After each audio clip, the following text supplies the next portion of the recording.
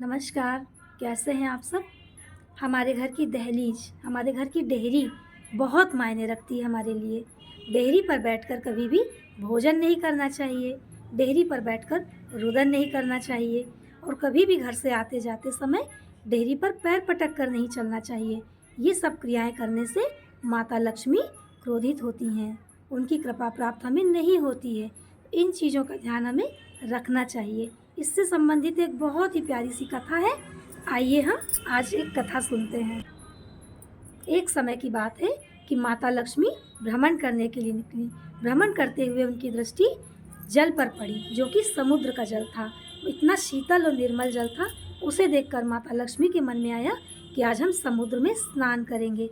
ऐसा सोचकर माता लक्ष्मी समुद्र में स्नान करने लगी। उसी समय लंका का राजा रावण वहाँ से होकर निकला। वो स्त्री इतनी सुंदर थी कि उसको देखकर उसका मन विचलित हो गया और उसने अपनी कुदृष्टि माँ लक्ष्मी पर डाल दी। माँ लक्ष्मी समझ गई कि ये लंका का राजा रावण है और हम पर कुदृष्टि डाल रहा है।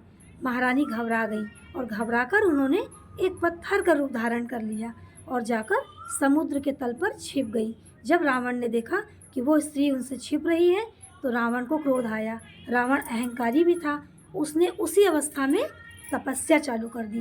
तपस्या करते करते उसे जो भी शक्ति प्राप्त हुई, उस शक्ति से उसने समुद्र के जल को सोख दिया। समुद्र का जल 2 या 3 फीट बचा था।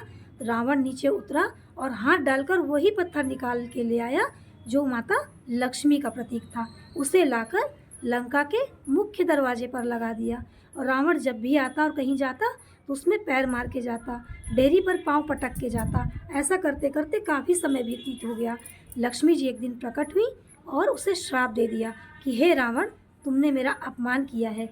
मेरा निवास होता है डेयरी पर, जो डेयरी पर लात मार के चलता है, पैर पटक कर चलता है, मैं उसके वंश को नाश कर देती हूँ। इसलिए मैं तुम्हें भी श्राप देती हूँ कि तुम्हारा वंश नाश हो जाए और तुम्हारी लंका जलकर खाक हो जाए। ऐसा कहकर लक्ष्मी माता वहाँ से चली गई।